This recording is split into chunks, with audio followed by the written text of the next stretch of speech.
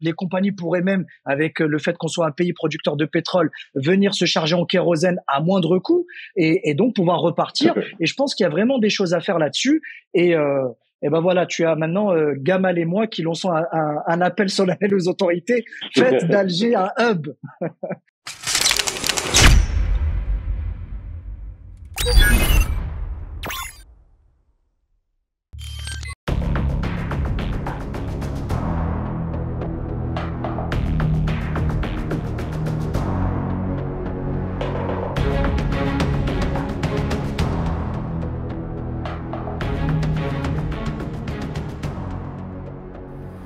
Bonjour à tous, bienvenue sur ce 14e épisode du DZ Podcast, le show radio dédié à l'Algérie. Aujourd'hui, on reçoit deux invités que vous m'avez réclamé énormément, notamment dans vos commentaires sur les vidéos. On reçoit Nazim Sini, donc, qui est professeur agrégé d'économie et aussi entrepreneur dans le digital. Et on reçoit Gamal Abina, donc, qui est expert en questions internationales, et tous les deux passent énormément, notamment sur AL24. Donc c'est un plaisir de vous recevoir, messieurs. Merci beaucoup d'avoir accepté mon invitation à nouveau. Aujourd'hui, nous allons parler en fait, de l'été qui est très chargé, qui a été très chargé en fait au niveau diplomatique, au niveau des visites en fait du président de la République, Monsieur Abdelmadjid Tebboune, donc qui est parti en Russie en juin. Qui a aussi fait un voyage en Chine, accompagné de deux escales en Turquie et au Qatar. Qatar d'abord, puis Chine, puis Turquie.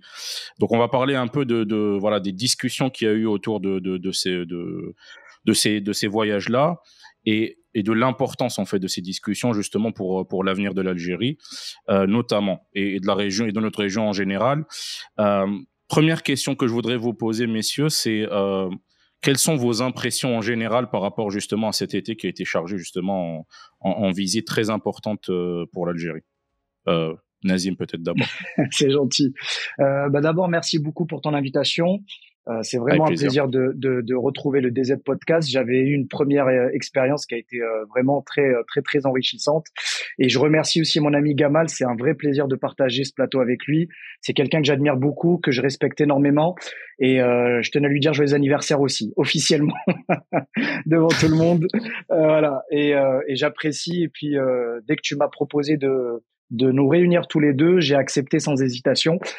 Donc voilà, c'était en petite introduction. Maintenant, par rapport à ça, pour être très rapide et laisser la parole à mon ami Gamal, je trouve que c'est une séquence extrêmement intéressante et très importante pour le pays parce que enfin l'Algérie revient sur la scène internationale, d'abord par son rayonnement, par son dynamisme. On connaît très bien l'appareil diplomatique algérien qui est très offensif et aussi qui est très respecté au niveau mondial. Et le choix des pays est très opportun et surtout n'est pas anodin parce que ce sont deux pays qui d'abord sont les piliers des BRICS, d'accord, et surtout ce sont des puissances dans leurs domaines respectifs. D'abord, la Chine, c'est une nation purement technologique et industrielle. C'est pour moi le leader mondial, qui va certainement passer en matière de PIB devant les États-Unis à l'horizon de 2030. Et puis la Russie, qui n'est plus nécessaire de présenter puisque c'est une grande puissance militaire, une grande puissance également industrielle, mais également énergétique, notamment dans le pétrole et le gaz. Et je pense que cette séquence internationale qui s'est ouverte cet été, elle démontre la volonté de l'Algérie d'abord de renforcer sa coopération avec ces pays-là, qui sont un peu des moteurs économiques au niveau mondial, malgré les sanctions qui pèsent sur la Russie, et que, je tiens à rappeler, je fais une petite parenthèse, n'ont pas réussi à faire plier la Russie. Alors que je tenais juste à rappeler, et Gamal me soutiendra sur ça, je ne sais pas si vous vous souvenez d'une séquence où Bruno Le Maire, le ministre de l'économie française, disait à l'époque, l'année dernière, qu'il allait mener une guerre totale contre la Russie, une guerre économique, que les sanctions allaient mettre la Russie à genoux. Et un an plus tard, voire 2 ans plus tard, que nenni, la Russie est toujours debout. Elle a même vendu plus de gaz et de pétrole qu'avant la guerre en Ukraine. C'est pour vous dire à quel point le destin parfois joue des tours lorsqu'il est manipulé par les Occidentaux. Et puis aussi, on peut parler de la visite du président en Turquie, également au Qatar. Et voilà. Et donc, je pense que c'est très important pour, comme je l'ai dit, le soft power algérien, pour le renforcement de la coopération économique et surtout aussi pour s'inspirer de ces modèles de développement, surtout en Chine, puisque le président a visité Shenzhen, qui est un peu le poumon économique d'innovation et industrielle de la Chine. Et je pense que c'est de très bon augure pour la suite. Et je voulais juste rajouter ça pour ma part, si tu me permets, c'est que l'Algérie ne tourne pas le dos à ses autres partenaires que sont l'Europe, les États-Unis ou même dans le sous-continent africain. Par contre, dorénavant, elle regarde ses intérêts et surtout, elle tisse des partenariats avec les pays qui la respectent et qui la jugent à sa juste valeur. Gamal? Oui, bonsoir, merci pour l'invitation. Un grand bonsoir à mon ami Nazim, qui est effectivement une personne que j'apprécie énormément pour la qualité de ses interventions et de son expertise économique qui n'est pas à démontrer aujourd'hui. Très documentée, puis très structurée. Donc effectivement, il a abordé plusieurs questions. La relation Algérie-BRICS, dont les deux piliers indiscutablement sont la Chine, évidemment, la Russie pour le domaine militaire, mais c'est deux piliers importants. Alors le plus important étant évidemment la Chine et l'Inde. Il se trouve que ce rapprochement de négociations directes qui était même pas nécessaire en vérité, parce que les Chinois comme les Russes sont d'accord pour l'entrée de l'Algérie dans les BRICS, ce rapprochement des Turcs même, on peut en parler, tous ces éléments-là démontrent que l'Algérie a enfin décidé de prendre son destin en main et de s'intéresser à ses propres intérêts géostratégiques et géoéconomiques.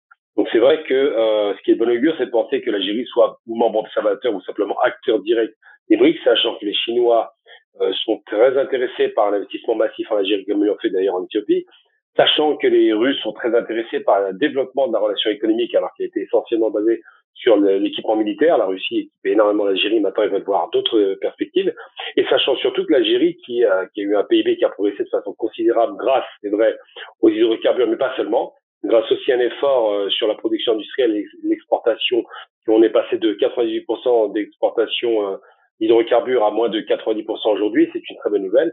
Et l'Algérie montre des signes sérieux de réforme et de volonté de faire en sorte que ça devienne, qu'elle prenne enfin le rôle qui est à la dimension de cette nation, à savoir une grande puissance économique avant d'être une puissance militaire et politique. Donc c'est vrai qu'aujourd'hui, tous les espoirs sont permis. Ce rapprochement diplomatique n'est pas anodin. Ils le font à 3 encablures de cette fameuse réunion qui s'est à la fin du mois d'août, au cours de laquelle, effectivement, c'est l'Algérie qui déjà va rentrer dans la banque des BRICS, va investir une somme importante pour la banque de développement, va certainement de plus en plus pousser son avantage. Et bien l'Algérie qui a des amis dans les BRICS, 4 pays sur 5, je parle donc de la Chine, de la Russie, évidemment du Brésil, où là a toujours été très très proche des Algériens, et les Sud-Africains pour des raisons historiques que je n'ai même pas expliquées. Il ne reste plus qu'à convaincre les Indiens, mais si l'unanimité est trouvée, l'Algérie rentre dans le BRICS avec une véritable réussite potentielle. Et si effectivement il y a une phase de transition, observateur pourquoi pas, il n'en demeure pas moins que l'Algérie a décidé enfin de vouloir sortir de cette phase de développement pour arriver à devenir une grande puissance, sachant les atouts dont elle dispose et sachant surtout effectivement l'alignement des planètes, à savoir que le pétrole et le gaz n'ont jamais été aussi chers, que les autres minerais, toutes les exploitations possibles en Algérie sont en démarrage. Je parle du fer, du phosphate, de l'or, de l'uranium. Donc l'Algérie a beaucoup de cartes à jouer, mais surtout dans le secteur industriel, la possibilité enfin de sortir de cette ostracisation traditionnelle qu'on a connue, à savoir que les produits algériens étaient peu exportés, vont l'être. Et cette rentrée, si elle arrive dans les BRICS, permettra à la fois d'avoir accès à des fonds, je parle de cette fameuse banque de développement, d'investissements directs étrangers importants. Les Chinois ont promis 36 milliards, ce qui n'est pas rien, et 20 ans d'idées en une seule fois. Et surtout, on peut espérer une influence politique majeure à travers le monde. D'ailleurs, tu as parlé de 4 membres des BRICS donc qui seraient favorables à l'adhésion de l'Algérie, avec l'Inde, où on connaît pas trop la position de l'Inde. Est-ce que vraiment il y aurait une hostilité? On a vu des papiers qui ont sorti comme quoi, des informations comme quoi l'Inde serait éventuellement hostile à l'entrée de l'Algérie. Est-ce que c'est vraiment le cas ou est-ce que ça reste finalement un autre membre qui reste à convaincre? Alors, une des sources d'information, je la connais puisque j'ai rencontré le directeur de la publication, le Monde Afrique. Je suis pas d'accord avec sa lecture des choses. Elle est très hasardeuse à mon sens. Je ne crois pas que l'Inde soit opposée à ce point à l'entrée de l'Algérie dans les BRICS pour 2 raisons. La première, c'est vrai que les Indiens c'est un pouvoir particulier, le pouvoir de Modi, qui est un pouvoir très, on va dire, hindouisto-centré, tout simplement. Donc, tout ce qui, les 6,6 millions de musulmans chez lui n'existe pas. Il a un problème avec l'islam. Et en même temps, c'est un homme qui a été capable de prendre des positions courageuses par rapport à la Russie, puisqu'il a refusé de s'associer à ces sanctions. Bien au contraire, il a aidé les Russes, qui paraissait très surprenant pour un pays qui traditionnellement a tendance à pencher plutôt côté américain-anglais. Eh bien, il a décidé de choisir ses intérêts personnels. Maintenant, l'idée selon laquelle l'Algérie serait refusée, j'ai lu plusieurs articles assez ridicules d'ailleurs, souvent de la presse, d'une presse mal informée et mal intentionnée que nous n'allons même pas nommer tellement elle n'est pas intéressante, mais il n'en demeure pas moins qu'elle annonçait avec tambour et trompette, que, soi-disant, un ministre indien aurait dit en sous-jacent dans un hôtel caché dans une salle de billard peut-être, que l'Inde avait pris sa décision. Or, il faut rétablir la réalité, parce que quand on sort des scénarios un petit peu à la James Bond, on revient sur les choses réelles. D'abord, personne n'a pris de décision, mais 2 pays ont dit sont d'accord, 2, sans doute 4. Et surtout, ce qui va se passer, c'est qu'on ne sait même pas quels sont les critères pour faire rentrer un pays dans les BRICS. Ils n'ont pas encore été établis. Donc, comment peut-on écarter un pays, sachant que les critères d'éligibilité ne sont même pas mis en place? Alors, les critères il y a plusieurs éléments. La question économique, effectivement, compte, mais pas au point où on l'imagine, puisque l'Afrique du Sud, c'est 358 milliards de PIB. Donc, on n'est pas non plus sur un PIB extraordinaire. Les critères politiques, je crois que l'Algérie les réunit largement. Les critères géopolitiques, et largement encore plus, puisque c'est l'Afrique du Nord qui comblerait cette jonction entre l'Afrique du Sud et l'Afrique du Nord. Que l'influence algérienne dans le Sahel n'est même plus à démontrer aujourd'hui. On s'est rendu compte de ce qui s'est passé avec le Niger. Donc, de dire cela, de dire que l'Algérie était écartée alors qu'il n'y a même pas eu encore de comité d'organisation pour connaître les conditions d'éligibilité, c'est aussi ridicule que de lire dans le mar de café en expliquant que le soleil va s'éteindre en 3 jours. Donc, c'est beaucoup de propagande parce que, effectivement, et ça me rassure, qu'il y a autant de levées de boucliers, qu'il y a autant de haine et de colère, c'est le fait que l'Algérie aille voir les Russes, puis les Chinois, puis les Turcs, qui sont quand même membres de l'OTAN, mais très proches de l'Algérie. Eh bien, c'est qu'effectivement, de l'autre côté, il y a des inquiétudes parce que l'Algérie commence à montrer des signes de réussite qui dérangent. Sachez, il faut savoir une chose de façon très claire et radicale. Dès que l'Algérie fait quelque chose de positif, elle s'est toujours attaquée. Quand elle était endiguée, j'allais dire, enlisée dans le marasme de la guerre civile, tout le monde applaudissait des deux mains et tout le monde se fichait de l'Algérie. Donc l'Algérie, on espère être nouvelle, parce qu'on n'est pas encore acquis, de toute façon, pose problème pour les pays qui lui sont soit concurrents, soit simplement d'une basse jalousie ridicule, ou simplement d'un positionnement de haine qu'on connaît traditionnel de la part de certains des pays ennemis de l'Algérie. Je prends le premier exemple le plus évident, Israël, qui effectivement verrait d'un très mauvais œil une montée en puissance des Algériens. Je reviens à ce que tu as dit tout à l'heure, Nazim, sur justement l'alignement en fait de l'Algérie. Donc, il va avoir différents partenaires. Elle peut coopérer donc avec des puissances occidentales, avec l'Europe, les États-Unis, etc. Comme elle peut coopérer avec les Russes et les Chinois, notamment les Russes par rapport au contexte de la guerre en Ukraine, où ils sont un peu indésirables. Du moins, c'est l'image que renvoient un peu les médias occidentaux et les chancelleries occidentales. Moi, j'ai noté une déclaration importante en fait du président Tebboune lorsqu'il était justement en tête-à-tête avec le président Poutine, donc avec les 2 délégations, où il dit il faut favoriser l'utilisation des monnaies autres que le dollar et l'euro dans les échanges commerciaux. Est-ce que finalement ce n'est pas un alignement de l'Algérie? Est-ce que c'est pas une déclaration qui est hostile aux intérêts justement des Occidentaux, une attaque directe contre les Occidentaux que de dire ça en fait? Non, pas du tout. Juste si tu me permets, je voulais revenir sur ce que disait précédemment Gamal, parce que je voulais abonder dans son sens. Il a complètement raison. Et après, je prendrai vraiment 1 minute pour répondre à ta question. L'Inde ne s'est jamais opposée, c'est complètement faux.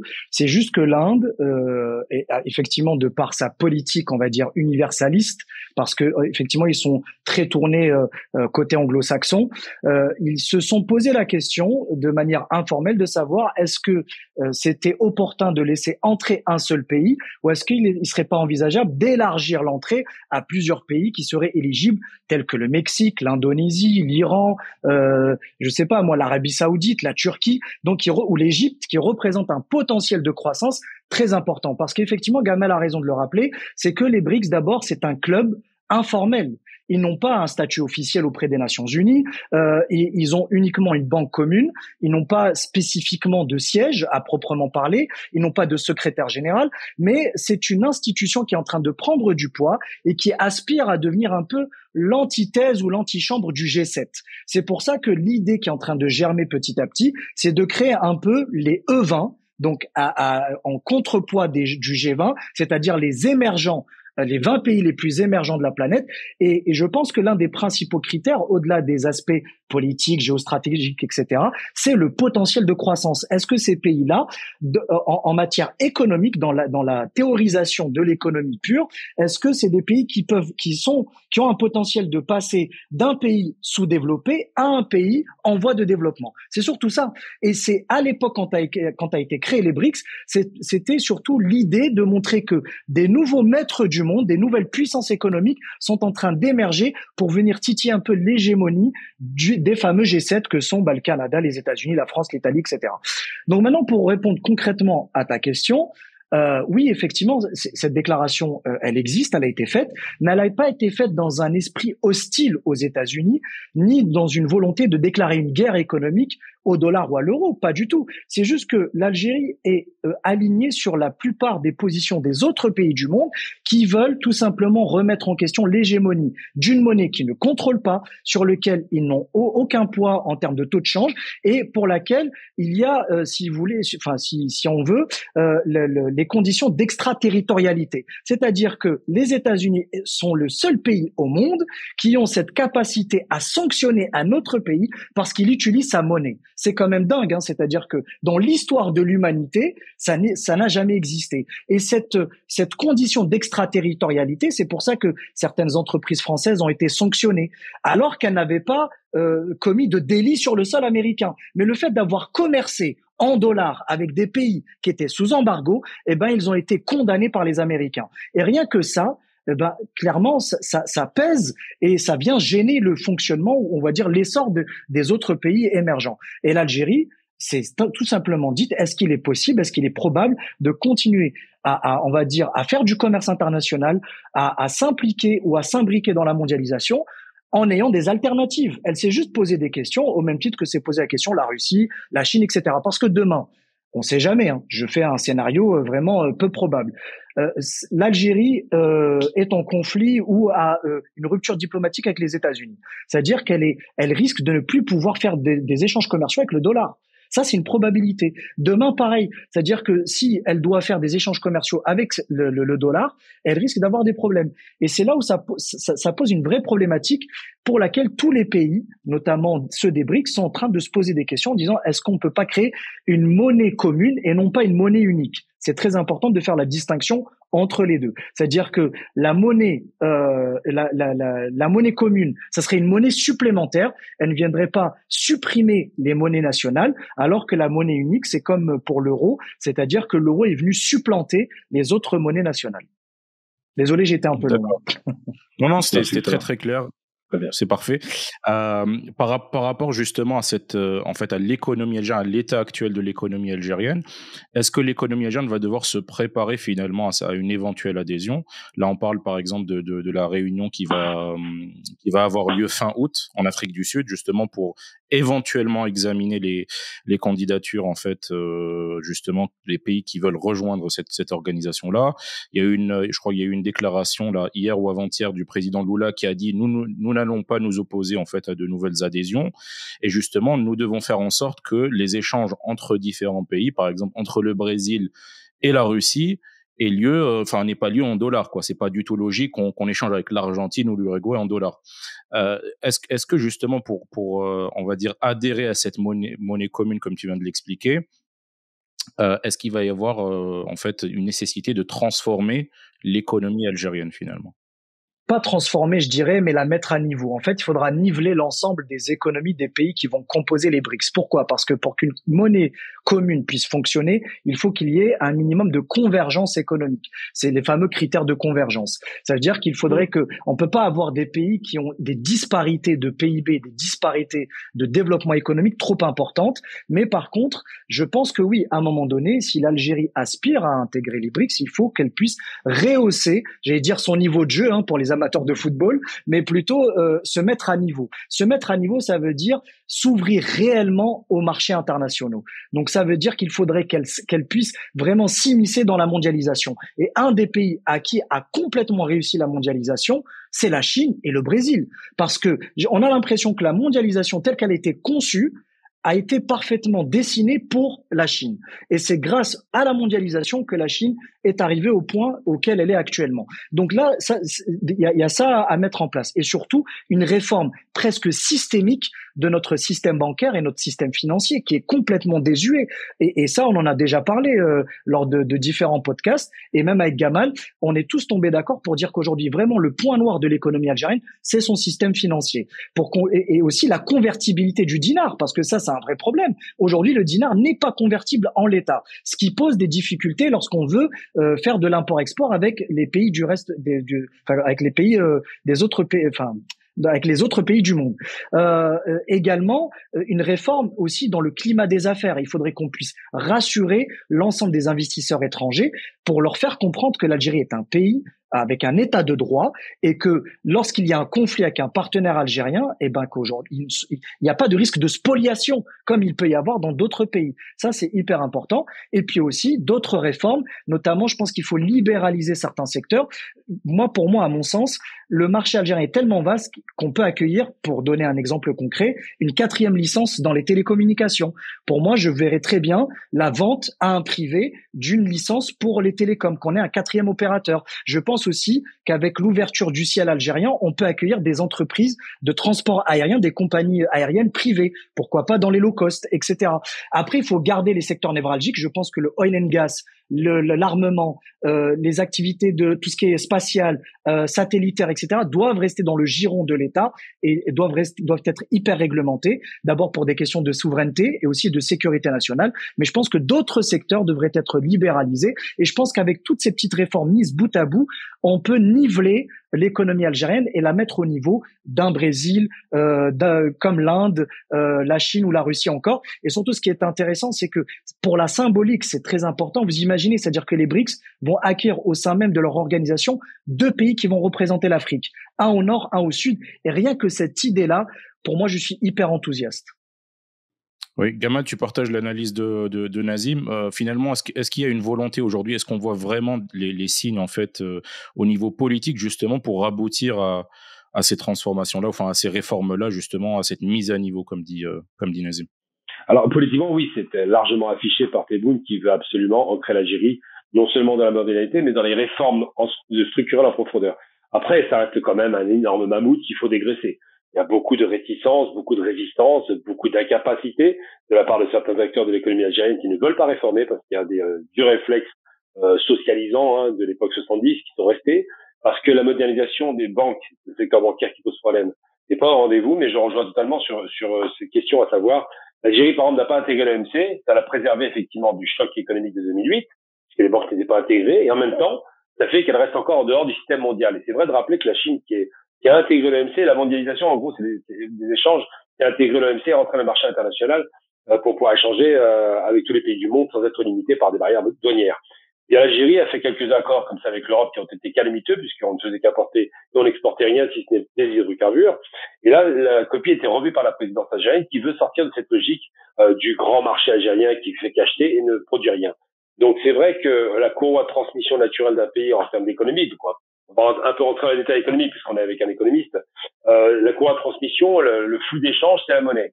Alors la monnaie, c'est pas nécessairement une monnaie, effectivement une monnaie commune, mais une monnaie, pas une monnaie unique, mais une monnaie commune. Qu'est-ce que je veux dire par là? On garde sa souveraineté sur sa monnaie nationale, pas de problème, comme l'Angleterre d'ailleurs l'avait très bien fait, mais on a une monnaie d'échange qui peut être dématérialisée. D'ailleurs, ça peut être une forme de bitcoin d'État, cette fois-ci avec un sous-jacent, avec la garantie des États derrière, pourquoi pas. Une monnaie qui permettrait de dématérialiser l'échange, mais surtout de faciliter la relation entre les différents pays qui ne passeraient plus par le dollar. Alors pourquoi? Parce que, c'est vrai que ça a été dit par Nazim, le dollar, c'est la première fois dans l'histoire de l'humanité où on donne dans cette fameuse monnaie fiduciaire en qui on a confiance, une confiance illimitée parce que la puissance militaire est au rendez-vous, à un État, les États-Unis, qui confisque la totalité des échanges internationaux parce qu'on passe par le dollar ou le pétrodollar. Et la problématique, c'est que quand un pays a une telle puissance, a une telle domination, il fait sa loi, il la fait très bien, avec cette fameuse extraterritorialité qui donne le droit aux États-Unis, le droit, on parle de droit, de pouvoir sanctionner n'importe qui, où il veut, quand il veut, non pas par des actions en justice, à la limite, si on passe par la justice, il gagne pas forcément, mais par des actions de chantage. Si un pays, par exemple, si une banque, la BNP, a dû se plier au chantage de payer une amende, c'est parce qu'ils allaient confisquer à la BNP ses capacités de pouvoir échanger en dollars. Vous imaginez un peu la puissance. Que l'euro 5 milliards de dollars d'amende. Hein. 5 milliards, tout à fait. Ouais. C'est du chantage. C'est pas une action en justice classique. C'est une action avec une certitude d'obtenir un résultat, à savoir payer une amende. Une amende pourquoi? Parce que la BNP ou d'autres institutions d'ailleurs, ou d'autres structures ont échangé avec l'Iran qui était considéré comme un pays à bannir. Vous imaginez un peu, c'est-à-dire que l'Amérique n'aime pas l'Iran, tout le monde doit être d'accord avec elle. Alors que c'est pas l'ONU qui parle. Donc c'est vrai que c'est problématique et que depuis Bretton Woods, depuis 73, depuis que les États-Unis ont dit bon, on peut émettre autant de monnaie qu'on veut avec les DTS, les droits de tirage spéciaux, ça nous permet de jouer la planche à billets, mais faites confiance à notre monnaie, même s'il y en a trop, c'est pas grave. On lui donne une valeur complètement artificielle, qui ne correspond pas à la réalité de ce qu'il y a dans les banques centrales et encore moins à la réalité de la production de richesse. L'Amérique est surendettée, rappelons-le. Eh bien, cette spécificité fait que les États-Unis disent au monde entier, si notre monnaie s'effondre, tout s'effondre, c'est déjà le premier chantage, et en même temps, si vous voulez que notre monnaie tienne, achetez nos fameux T-bonds, les bons du trésor qui garantissent pour partie la monnaie. Donc c'est vrai que c'est vraiment une monnaie de singe, le dollar américain aujourd'hui, qui est en danger. La dédollarisation voulue par les pays du BRICS, c'est vrai, mais surtout Poutine au démarrage et puis la Chine commence à suivre. Le Japon avait essayé en 2013. Il faut se rappeler que le Japon avait essayé de faire les échanges au yuan pour éviter le dollar. Eh bien, la dédollarisation étant en marche, le dollar va perdre de sa superbe et il y a fort à parier qu'il y ait une dévaluation de la monnaie dans les années qui viennent. Mais le dollar ne disparaîtra pas. Sauf que les autres pays qui vont s'émanciper, on espère que les pays qui sont par exemple sous le joug du franc CFA s'émanciperont aussi, on risque de rejoindre, je dis risque pour l'Occident, mais pas pour nous, de rejoindre effectivement un autre type d'échange et de monnaie, la possibilité de passer par une autre monnaie que le dollar, parce que, rappelons quand même, avant le dollar, la seule valeur réelle, solide, et avec laquelle tout le monde était d'accord, c'était l'or. Parce que l'or n'appartenait pas à un État. On est d'accord, l'or n'appartenait pas à un État. L'or était inégalement réparti, mais c'est vrai que ceux qui avaient de l'or étaient puissants. Les Espagnols ont été puissants grâce à l'or, ça les a même affaiblis après. Mais l'or était une monnaie commune dans la mesure où c'était un minerai qu'on pouvait trouver partout et qui n'était pas confisqué par Fort Knox, par exemple. Il n'est pas confisqué par l'Amérique. L'or, il y en avait partout. Le dollar, c'est pas pareil. Celui qui tire le dollar, c'est la Banque centrale américaine. Et c'est elle qui donne les ordres au monde entier et qui fait faire du chantage. Donc, c'est très important de savoir que les BRICS proposent, c'est pas tellement le fait d'élargir, parce que l'élargissement, il y a toujours dans différentes régions, vous avez en Amérique du Sud, par exemple, Mercosur, il y a plein de régions comme ça économiques qui sont mises en place, mais c'est un élargissement politique, un élargissement économique et un élargissement identitaire en termes monétaires, c'est qu'on passe à autre chose. Et la dédollarisation voulue par les Russes, qui fonctionne pour le coup, on se rend bien compte, cette dédollarisation va intéresser tous les États qui pourront enfin dire ma monnaie a une valeur, sans passer par ce fameux marché international qui sont souvent cotés à la City Wall Street, et en même temps ma monnaie, même si ma monnaie n'a pas la grande valeur qu'on lui donnera, on pourra échanger dans les différentes monnaies locales, on aura peut-être une monnaie, une courroie de transmission, une monnaie qui nous permettra d'échanger entre nous sans passer par la valeur dollar. Quelle sera cette monnaie? C'est à définir, mais une chose est certaine, les Chinois ne veulent pas que leur monnaie soit trop cotée. Ça les arrangera pas pour l'export.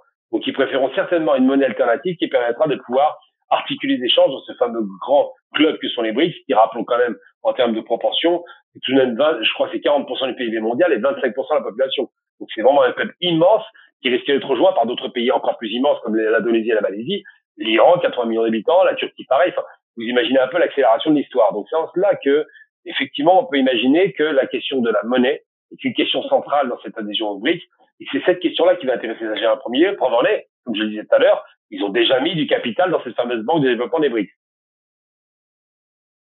Tout à fait. D'ailleurs, si je comprends bien, cette monnaie commune, elle serait indexée en fait sur les matières premières, enfin les prix des matières premières finalement, plus ou moins. Probablement. Un panier. Oui. Je vois que ce sera un panier de matière.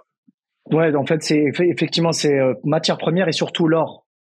En fait, ça va être indexé sur l'or parce qu'ils estiment, comme le disait Gamal à juste titre, que l'or, d'abord, il y a une forme de stabilité et puis surtout, c'est ce qui est le plus représentatif, on va dire, en matière d'indexation par rapport à cette monnaie. Mais juste pour la petite anecdote, ce qui est drôle quand on assiste au lynchage des Américains, enfin au lynchage plutôt des Chinois par les Américains, c'est que, comme disait Gamal par rapport au fameux bon du Trésor, le premier créancier des États-Unis, c'est la Chine. Donc c'est quand même fou que les États-Unis mènent une guerre commerciale à la Chine alors qu'aujourd'hui la Chine est le pays qui détient le plus de bons du trésor américain. Donc c'était juste pour la petite anecdote on va dire humoristique mais qui est réelle du coup. Mais effectivement ce qui est important de comprendre et j'aime bien ce que disait Gamal, c'est que on est en train d'assister à un changement dans l'histoire de l'humanité, dans l'histoire de notre civilisation. En fait, l'histoire contemporaine va nous montrer que on va assister à cette deuxième moitié ou les 3/4 du 21e siècle qui restent. D'abord, il va y avoir des défis énormes que les BRICS vont devoir surmonter ensemble, au-delà des aspects réchauffement climatique, des aspects pandémiques, des aspects aussi, vous le voyez, il y a des conflits qui naissent un peu partout. On va peut-être assister à la première guerre interafricaine avec ce qui se passe au Niger et la CEDEAO qui menace d'une intervention militaire à cause de la France, je tiens à le préciser, parce que la France derrière est en train d'alimenter ce conflit en jetant de l'huile l'huile sur le feu. Et l'Algérie va avoir un très grand rôle, je pense, pour apaiser les tensions. Donc ça, c'est quand même grave, ce qui est en train de se passer aux frontières de l'Algérie. Et il va y avoir aussi des défis technologiques avec l'émergence de l'intelligence artificielle pour laquelle actuellement on n'a pas encore légiféré. On ne sait pas comment cette technologie va évoluer, quel impact elle va avoir sur notre quotidien, sur l'économie mondiale, sur nos relations, nos interactions sociales. Donc tous ces défis qui se présentent. En fait, j'ai l'impression qu'on est vraiment à l'aune d'un bouleversement, au même titre que lorsque l'humanité a découvert le feu. Vous voyez un peu ce que je veux dire tous les deux, c'est-à-dire que on est dans un véritable point de rupture, et je pense soit on prend ce virage de la bonne manière, soit au contraire on va creuser notre propre tombe.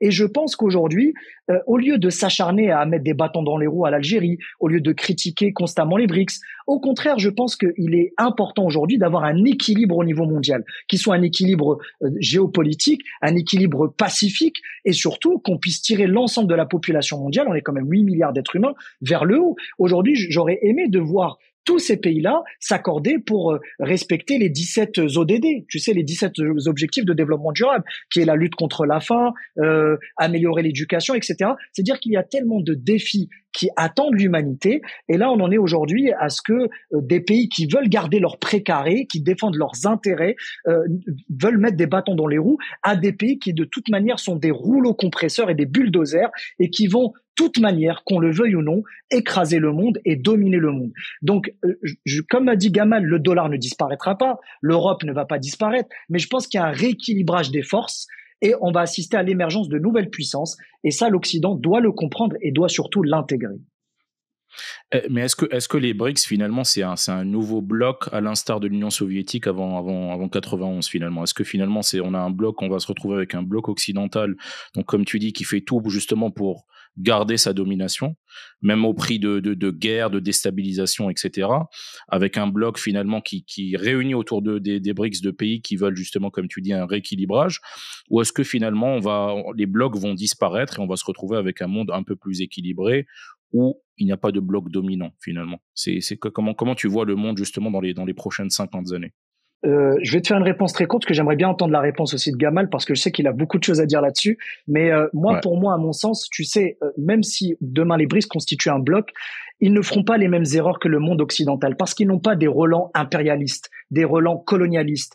Ce sont des pays qui ont été des pays sous-développés de base. Donc ça veut dire qu'aujourd'hui, lorsqu'ils vivent un essor économique, ils veulent faire profiter le monde entier. Ils ont cette culture du partage. Et surtout, eux, ce qu'ils disent, ils ne sont pas en train de s'accaparer des richesses minières, gazières, ou même intellectuelles. Ils les ont déjà, en fait. Ils les ont déjà, et surtout, ils le disent clairement, si vous partagez nos idéaux, vous pouvez intégrer notre façon de penser et on peut commercer avec vous. Ils ne sont pas justement, ils sont pas dans une forme de léthargie ou d'ostracisme, pour reprendre l'expression de Gamal, en se coupant au monde. Au contraire. D'ailleurs, je tenais juste à donner une petite information que j'ai vue récemment. Est-ce que vous saviez qu'un tiers des publications scientifiques émanaient de Chine?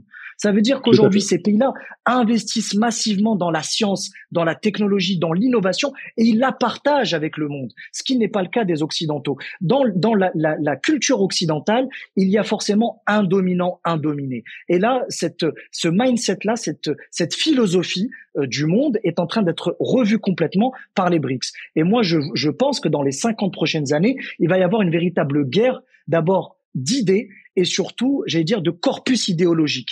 Parce qu'on va pas assister, je ne crois pas à une guerre militaire, à un affront, armée contre armée.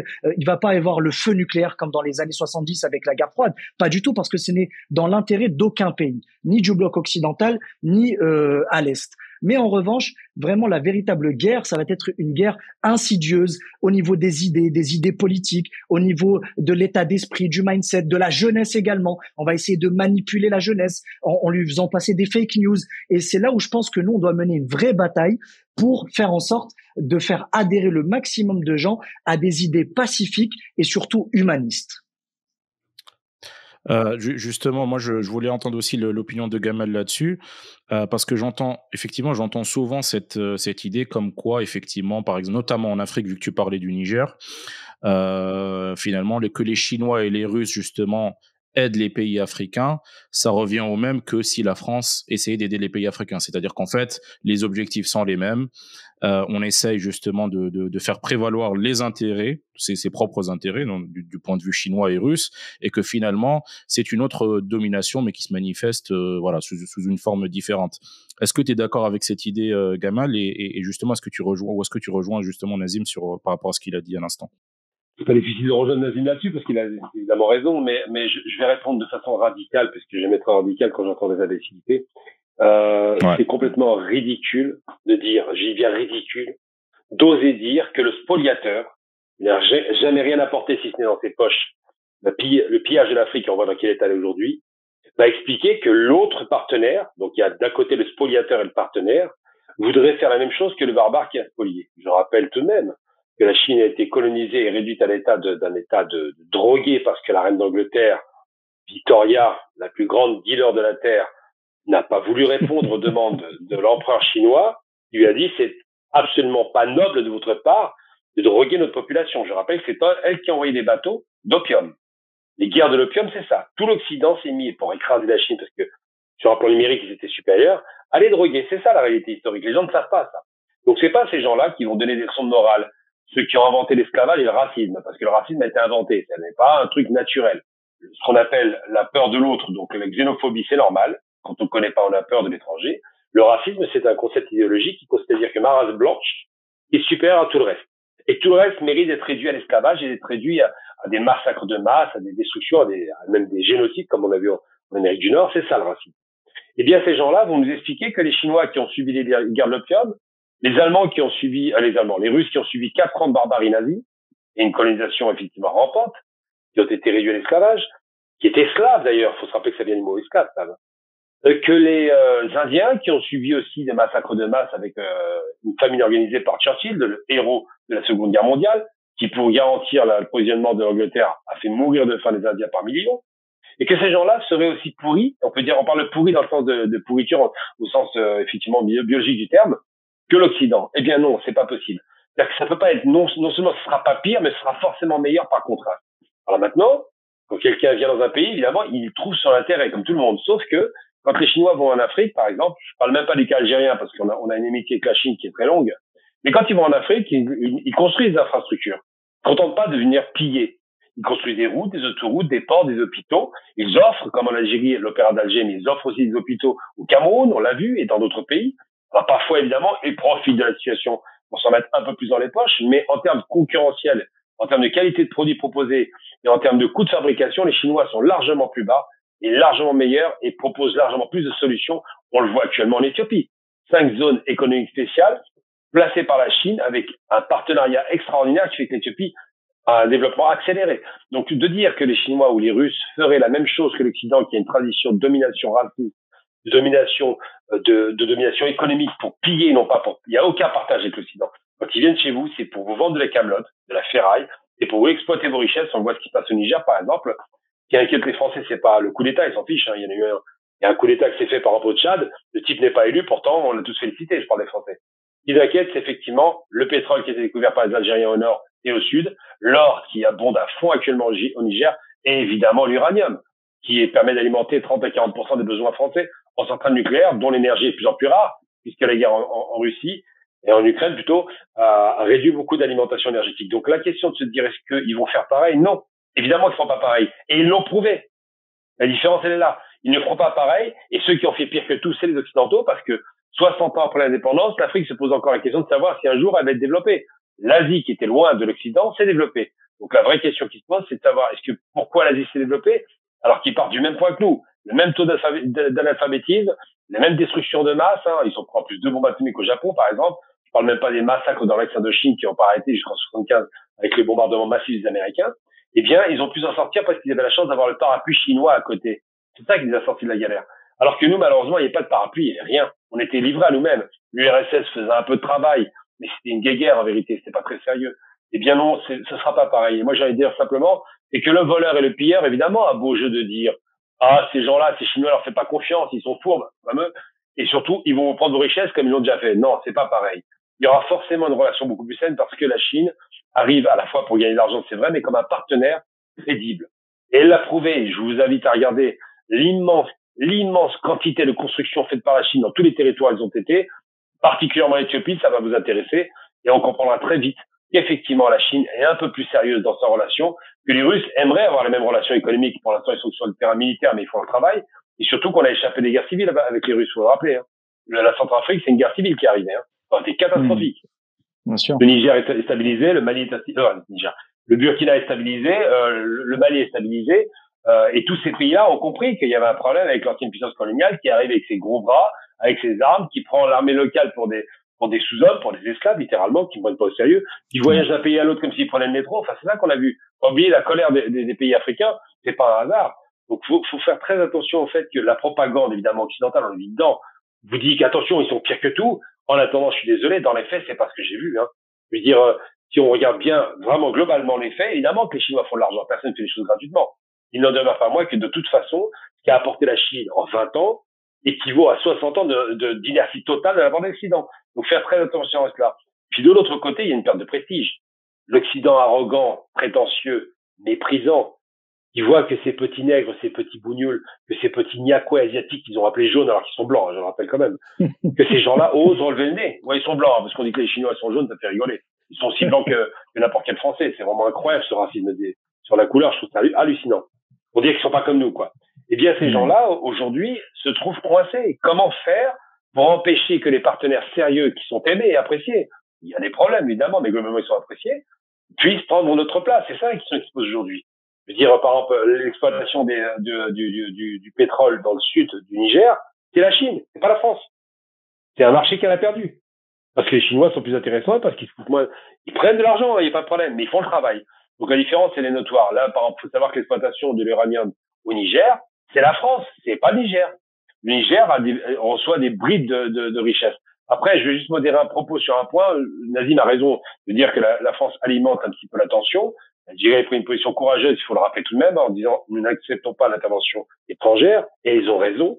Mais rappeler une chose essentielle, c'est surtout que sur la question, alors pour le coup, on peut pas dire beaucoup de choses positives sur Macron, il y en a quelques-unes. Là, quand même, je vais quand même lui rendre hommage sur un point, en dépit du fait qu'on sent qu'il est un petit peu tendu et énervé parce qu'il y a des pressions. Macron, en 6 ans, n'a fait la guerre nulle part. Faut le rappeler, c'est important. C'est beaucoup de bêtises, c'est très mal géré son pays, il y a eu beaucoup de problèmes, mais il n'a fait la guerre nulle part en 6 ans, et ça, c'est quelque chose qui est quand même particulier. Parce que son prédécesseur a fait la guerre, celui d'avant, Sarkozy de même, enfin, tous ceux qui ont précédé ont tous fait la guerre, sauf lui. Et ça, c'est quand même quelque chose qui est pas anodin. Donc, je pense que Macron ne voudra pas intervenir alors qu'il a mis 500 soldats sur place. Il aurait pu faire un coup de force, il ne l'a pas fait. Et en cela, rien que pour ça, déjà, il a au moins à gagner au moins une petite lettre de noblesse. Oui, enfin, justement, je réagissais sur ce que tu viens de dire parce que je viens de voir une déclaration en fait de la MAE française, Colonna, là, qui vient de dire, en gros, les autorités en place, enfin, celles qui ont pris le pouvoir au Niger, ont jusqu'à demain pour arrêter leur coup de force. Ça ressemble un peu à une menace. Je sais pas s'ils vont intervenir ou pas, mais en tout cas, c'est vrai que c'est assez préoccupant. Voilà, ça ressemble à du chantage, effectivement. Justement, je vais essayer de faire le lien entre cette question africaine et puis les BRICS et notamment la Chine. L'Algérie a rejoint en fait l'initiative chinoise des nouvelles routes de la soie, Belt and Road Initiative, en fait en 2018. Et justement, comme tu disais tout à l'heure, Gamal, ils annoncent 36 milliards d'investissements en Algérie. D'ailleurs, ils n'ont pas dit sur combien d'années. Cette information est sortie, mais moi j'ai envie de savoir en fait quand on m'annonce un chiffre, sur combien d'années ça va être investi. Est-ce que ça va être sur les 10 prochaines années, les 50 prochaines années? Et je crois pas que, je sais pas si vous avez l'information par rapport justement à la durée. En tout cas, ça c'est un chiffre massif, sachant qu'ils ont déjà investi 24 milliards, autour des 24-25 milliards sur les 15 dernières années. Est-ce que ça va vraiment avoir un impact justement sur le développement de l'Algérie et de l'Afrique, sachant qu'il y a justement cette transsaharienne? Ça, c'est une question pour toi, Nazim. Et est-ce que finalement cette déstabilisation là au sud de l'Algérie, est-ce que finalement ça ne vise pas justement à faire en sorte de saboter ou de freiner un peu l'élan qui est donné par cette initiative chinoise, qui, on le rappelle, vise aussi à exporter vers le marché africain via des pays pivots comme l'Algérie, par exemple. Sachant qu'il y a aussi le port de Chefchaouen. Port Centre, ouais. Exactement. Port de Chefchaouen, port Centre, ouais. Alors, il y a beaucoup de choses que tu as dites que je vais essayer de de scinder les réponses petit à petit. Ouais. Mais clairement, alors, on va nous traiter de complotistes si on commence à dire qu'effectivement le conflit au Niger sert à saboter, on va dire, les ambitions de l'Algérie. Je pourrais pas te répondre à cette question, j'en sais rien. Il y a peut-être du vrai, il y a peut-être du faux, mais ce n'est même pas le sujet, j'allais dire, parce que je pense que l'Algérie est en mesure de se défendre seule, de défendre ses frontières et de défendre son ambition. Maintenant, la deuxième chose que je voulais te dire, par rapport aux 36 milliards de dollars d'investissement qui ont été annoncés, moi, j'ai pas d'informations spécifiques sur les années ou sur combien de temps ça va se faire. Mais à mon sens, quand on observe un peu le volume d'IDE de la part des Chinois en Algérie, je pense que c'est sur un horizon de 5 à 10 ans. Je dirais même plus 5 ans parce qu'ils veulent vraiment accélérer la transformation économique de l'Algérie. Et d'ailleurs, ces 36 milliards vont venir financer des projets hyper structurants, notamment une ligne à grande vitesse, puisque tu sais qu'on a 58 wilayas, 2,5 millions de kilomètres carrés qu'il va falloir interconnecter. En fait, on a un pays continent et la première chose quand tu veux industrialiser ton pays, c'est lui mettre des infrastructures routières et ferroviaires de qualité pour pouvoir créer tout un écosystème industriel qui va du sous-traitant jusqu'au distributeur en passant par le logisticien. Donc ça, c'est la première chose. C'est d'abord créer un maillage territorial qui soit vraiment, qui réponde aux standards internationaux. Et je vais juste faire une petite parenthèse, si vous me permettez tous les deux. Je pense que l'Algérie a un modèle en tête de développement économique qui est celui de la Turquie. Parce que la Turquie c'est faite en l'espace de 30 ans. Elle est entièrement ouverte à l'économie internationale. Et la Turquie fait partie des États qui ont créé une sorte de capitalisme d'État. C'est-à-dire que vous avez un État très centralisateur, très impliqué dans les affaires économiques, mais par contre très libéral et très tourné vers l'économie extérieure. Et je pense que c'est vers ça que l'Algérie doit se tourner. On peut pas leur en vouloir d'avoir cette volonté de garder la maîtrise de certains secteurs d'activité. Mais effectivement, je pense qu'ils peuvent pivoter leur façon de penser, on va dire de revoir leur dogme économique pour dire on va faire comme les Chinois ou comme les Turcs, c'est-à-dire avoir un capitalisme d'État. L'État centralise tout. D'ailleurs, moi, je regrette qu'on n'ait pas créé un fonds souverain à l'image de la Norvège, à l'image des Qataris, etc. Nous avons la capacité de le faire. Nous avons d'abord les moyens financiers. Il manque plus que la vision stratégique pour la mettre en place. Donc, je reviens à mon propos du départ. Donc, 36 milliards dans le domaine ferroviaire. Deuxième chose également dans les infrastructures de base. Donc, on va améliorer également les aéroports de l'intérieur du pays. Je pense notamment à l'aéroport de Batna. Je pense à l'aéroport également de Chlef, etc. Donc, ils peuvent être de vrais relais dans notre volonté d'exporter ou d'être un peu un hub africain. Parce que c'est la volonté de l'Algérie, notamment à travers l'aéroport Rouhari Boumedienne. Parce que certains, moi, j'ai entendu même des critiques, moi qui voyage très souvent à Alger, où les gens disent, ouais, c'est un aéroport qui est surdimensionné par rapport aux besoins de l'Algérie. Sauf qu'il a été conçu au départ pour représenter un véritable hub pour, selon vous, faire concurrence à qui? À notre voisin de l'Ouest. Parce qu'aujourd'hui, tout le trafic de passagers passe par le voisin de l'Ouest. Et ça, c'est une hérésie. Par exemple, des Togolais ou des Ivoiriens qui veulent passer de l'Europe vers leur pays d'origine, lorsqu'il n'y a pas de ligne directe, ils sont obligés de passer par le voisin de l'Ouest. Je pense notamment à la communauté comorienne. Est-ce que tu imagines que à Marseille, nous avons la première communauté, la première diaspora au monde des Comores, et malheureusement, la communauté comorienne est obligée de passer autrefois par Sanaa, donc par le Yémen, pour pouvoir arriver aux Comores, à Moroni.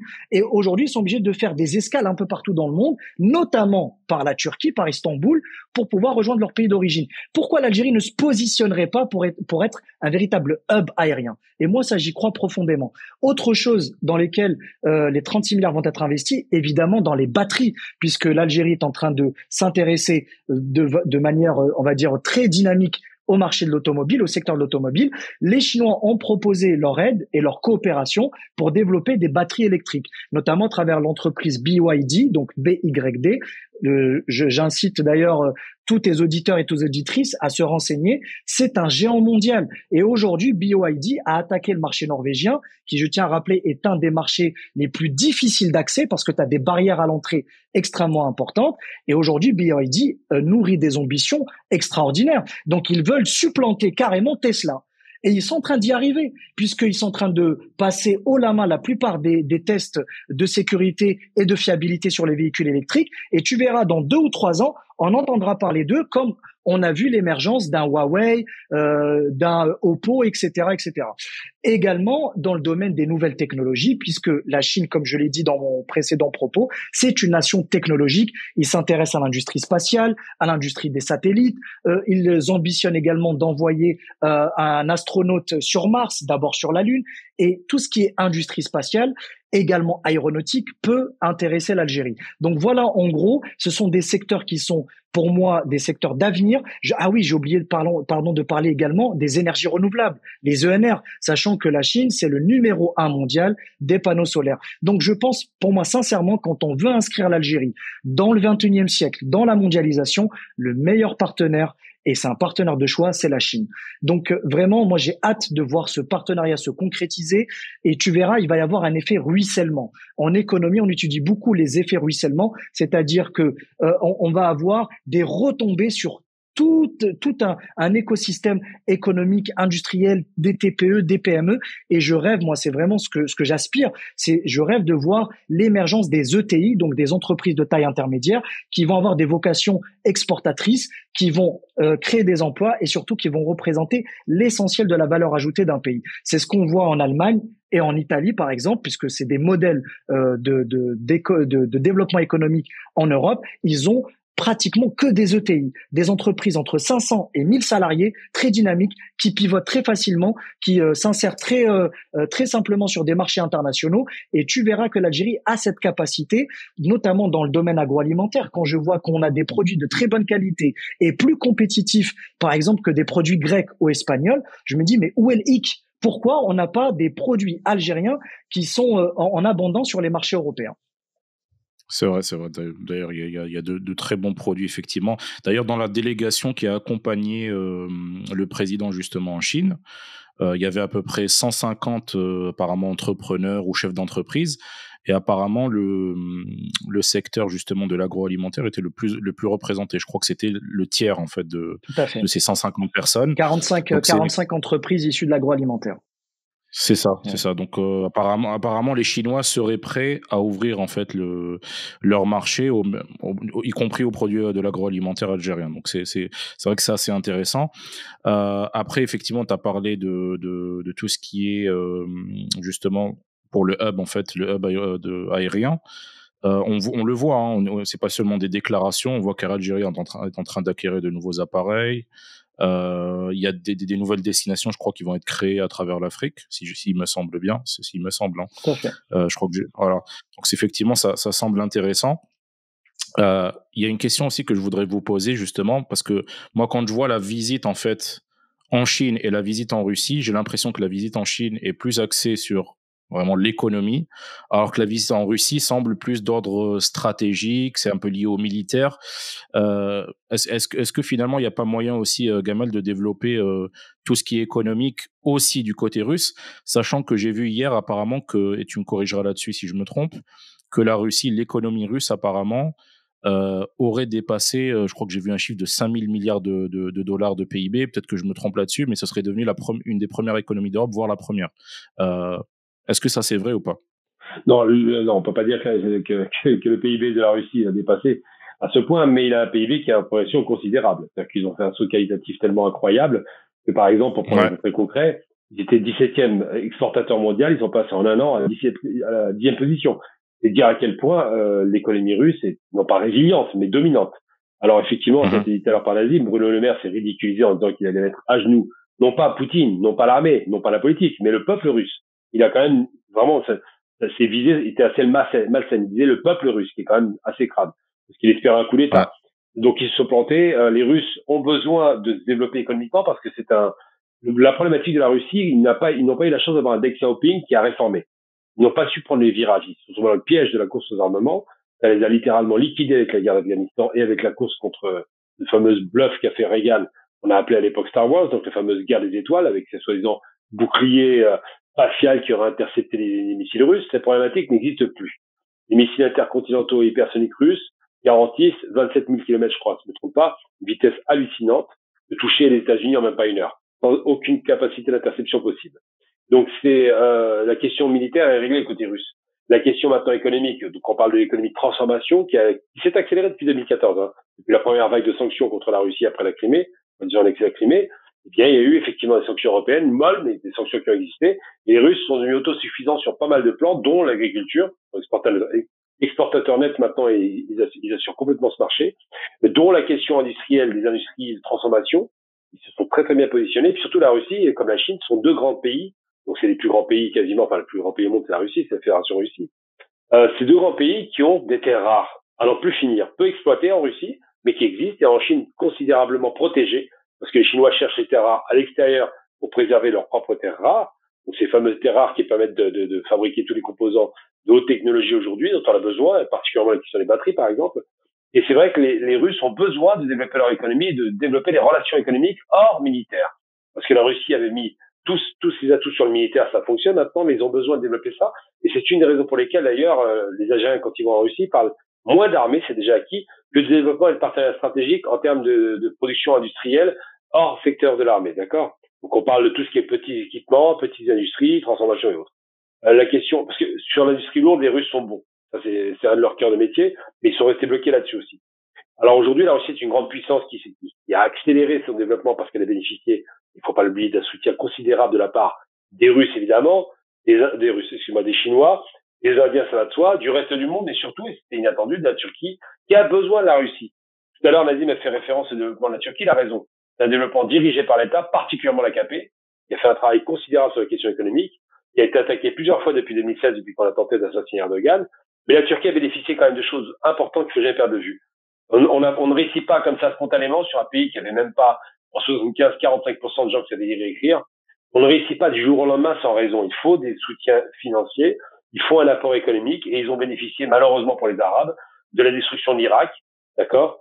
Et ça a permis de pouvoir, pour les Russes, exporter les produits manufacturés, pour les Turcs, excuse-moi, les produits manufacturés en Turquie vers l'Irak. Ensuite, le pétrole gratuit, pétrole contre nourriture, ça a alimenté beaucoup la Turquie. Ensuite, il y a aussi l'affaire, évidemment, la Syrie, qui a permis aux Turcs de tirer leur épingle du jeu, mais surtout l'affaire du Qatar, qui envoie énormément d'argent en Turquie. Donc la Turquie a une économie qui est dynamisée par l'afflux financier de capitaux étrangers. Ça, c'est une chose importante. Après, les réformes turques sont indiscutables et réussies, parce qu'ils ont su attirer les capitaux, ils ont su séduire à l'étranger et dire notre pays est stable, il n'y a plus de coup d'État militaire, c'est fini depuis 97. Aujourd'hui, vous pouvez parier sur la Turquie et ça marche. Donc il y a un dirigisme économique qui existe, c'est vrai, et en même temps, c'est un modèle que l'Algérie regarde avec beaucoup d'intérêt. Mais pour moi, le modèle le plus évident, le plus extraordinaire, il y en a trois. Il y a le MITI japonais, le fameux modèle de direction de l'État de l'industrie. Il y a le modèle sud-coréen qui a montré que l'État ici dirigeait aussi les industries de modernisation. Et puis le modèle évidemment chinois, avec ces fameuses zones économiques spéciales qui ont développé l'économie chinoise. Donc tout ça fait que l'Algérie devrait, si elle regarde ces différents modèles, s'en inspirer et garder une spécificité algérienne aussi. Pas oublier, l'Algérie a quand même à cœur que la société civile ne parte pas dans la misère sociale, qu'il n'y ait pas des milliardaires d'un côté et des millions de pauvres de l'autre. Donc tous ces éléments-là font que l'Algérie a décidé de parier sur le dirigisme d'un côté de l'économie pour les grandes structures de l'État, pétrole, gaz et autres minerais. Ça, c'est un précaré de l'État. Il faut que ça le reste. Il ne faut pas privatiser ces secteurs. Ce serait une horreur. On serait aux États-Unis à ce moment-là. Et de l'autre côté, de garantir que le secteur privé, partenariat public-privé, fonctionne et se développe aussi. Je pense qu'on a un coup à jouer maintenant. Chose importante, effectivement, par rapport à la question que je m'ai posée, c'est est-ce que la Russie va avoir un point déterminant? La Russie, c'était le militaire, mais maintenant ils veulent changer. Et ils le font. Ça commence à évoluer. Les Russes ont besoin de l'étranger pour développer leurs propres industries et ont besoin de montrer qu'ils sont des partenaires autres que militaires. Sinon, ils vont finir par faire figure du père fouettard qui arrive avec le gourdin quand les Chinois arrivent avec les solutions économiques. Donc ça séduit pas. Au début, ça aide un peu. Mais après, il faut vraiment montrer que la Russie, qui reste une grande puissance, par exemple, spatiale, faut l'oublier, ça c'est important. Bien sûr. S'arrime dans la mésanité, que la Russie s'arrime dans leurs relations économiques, et puis la Russie, c'est pas rien aussi. C'est aussi avec l'Inde, le plus grand producteur de céréales au monde, quasiment. États-Unis, Inde, Russie, c'est pas rien. On parle beaucoup de l'Ukraine, mais l'Ukraine, c'est une goutte d'eau par rapport à la Russie. Donc c'est important de rappeler que aujourd'hui, j'ai envie de dire simplement que les Russes ont démontré avec la volonté de vouloir les asphyxier qu'ils avaient les mailles du filet entre leurs mains, qu'ils avaient un contrôle d'une économie qui était plus diversifiée qu'on imaginait, parce qu'on réduisait la Russie à l'armement. Il y a beaucoup plus de choses en Russie que cela, et surtout qu'ils avaient une influence géopolitique considérable, dans laquelle ils ne tombent plus dans le piège du communisme et de la destruction par l'État de l'économie, mais simplement d'une économie alternative que j'appellerais mixte. C'est-à-dire qu'on n'est plus dans le capitalisme sauvage américain, on est dans une option beaucoup plus humanisante, en l'occurrence, même si c'est pas l'humanisme, de dire on a un État fort qui va protéger, et je le dis toujours, les faibles. Si un État fort ne protège pas les faibles, ça devient l'ultralibéralisme et c'est le pire modèle qu'on puisse importer. Et dernière remarque sur la question du hub, parce que j'aime beaucoup cette question que Nazim a évoquée et que j'apprécie d'ailleurs par ailleurs. Le hub aérien, c'est non seulement une nécessité pour l'Algérie, qui en a des moyens. N'oublions jamais que quand l'Algérie veut construire une centrale de dessalement dans le mer, elle n'a pas besoin de faire les montages financiers délirants pour la faire. En 6 mois, c'est fait. On a l'argent. On a les réserves de change. On a de l'argent qui coule à flot depuis des années. Ce qui est compte aujourd'hui pour l'Algérie, c'est que la centralité du plus grand pays d'Afrique et du plus grand pays arabe, consacré aujourd'hui, depuis que le Soudan a été partitionné, le fait qu'on soit pile au centre de la Méditerranée devrait faire naturellement de nous un hub aérien qui distribue sur toute l'Afrique avec des distances raisonnables, plutôt que sur les pays limitrophes excentrés comme la Turquie ou le Maroc, qui eux ont des parcours beaucoup plus longs pour pouvoir assurer le fret aérien. Donc c'est vrai que c'est quand même très étonnant que les autorités algériennes n'aient pas déjà dès maintenant, avec de grands aéroports qui ne sont pas surdimensionnés, ils sont sous-dimensionnés. Moi je dis, on en est là. On fait un hub international, on est sous-dimensionné. Eh bien, ces aéroports devraient distribuer toutes les destinations africaines.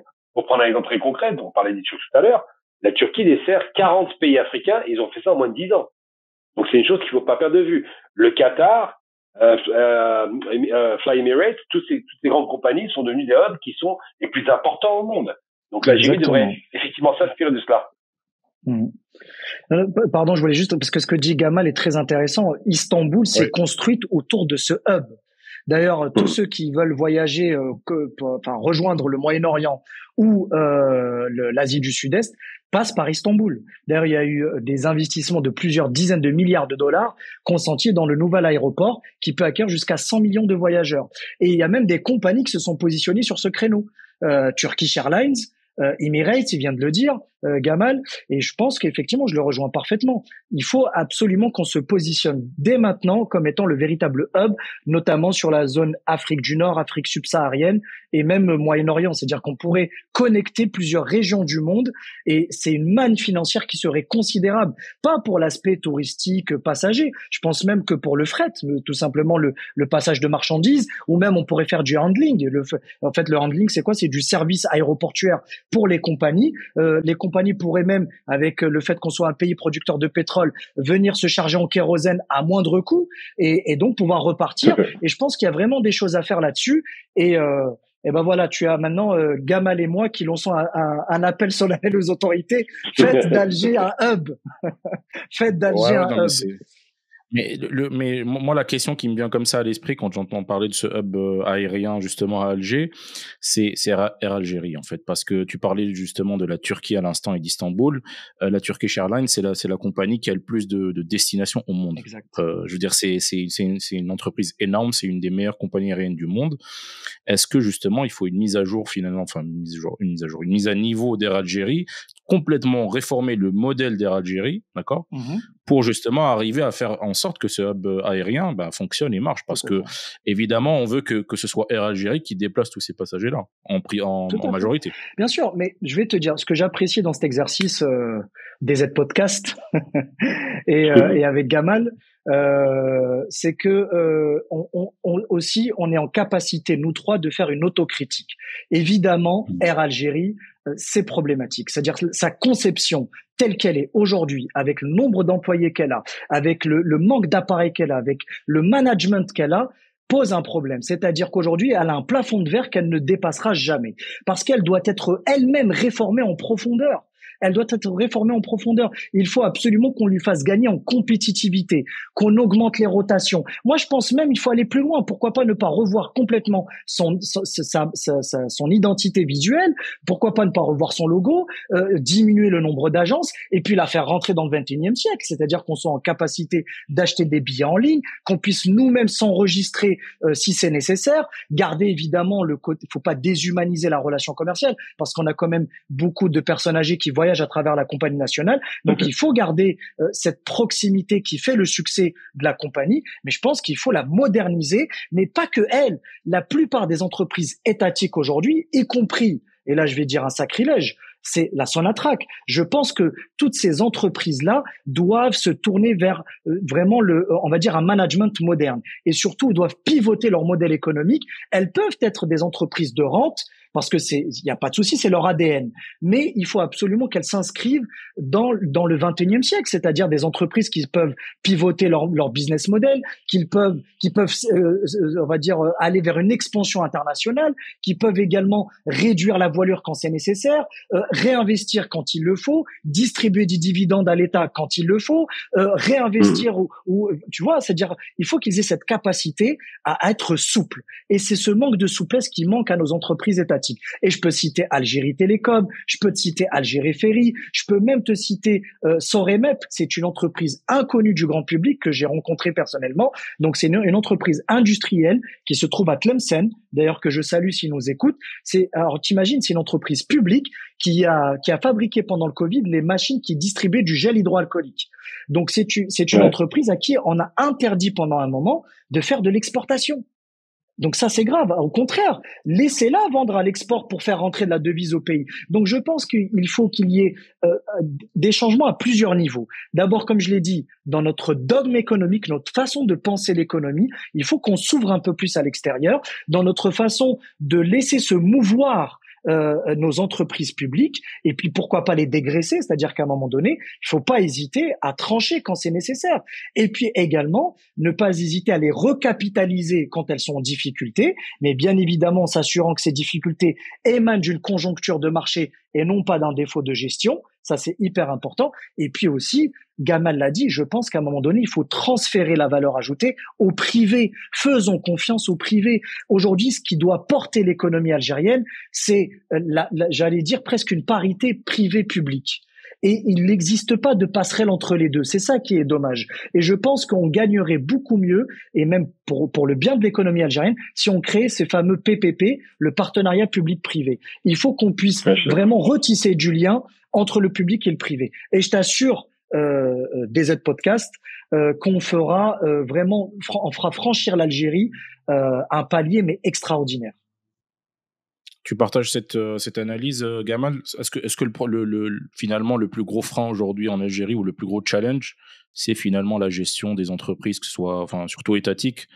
Est-ce que c'est le management finalement notre plus gros challenge aujourd'hui en Algérie? Oui, parce qu'on se projette pas en termes de gestion réelle. C'est-à-dire on parle pas de rentabilité, on parle pas de réduction de coûts, on parle pas d'augmentation de productivité, on parle pas d'ambition, parce que le sentiment que j'ai en Algérie avec ses capacités illimitées, parce qu'elles sont illimitées, avec un PIB ridicule, si on compare au PIB de la France, on n'est même pas un 15e du PIB français, c'est presque à 3 000 milliards, avec un potentiel de gains dans tous les secteurs. Vous faites n'importe quoi en Algérie, ça marche. Le sentiment, c'est que le système administratif qui était calqué sur la France, empire évidemment, a ralenti tout ça parce qu'il y a des gens qui ont des niches, qui veulent dormir dans leur petite niche, qui veulent pas travailler, qui n'ont pas d'idées, ils sont pas d'idées.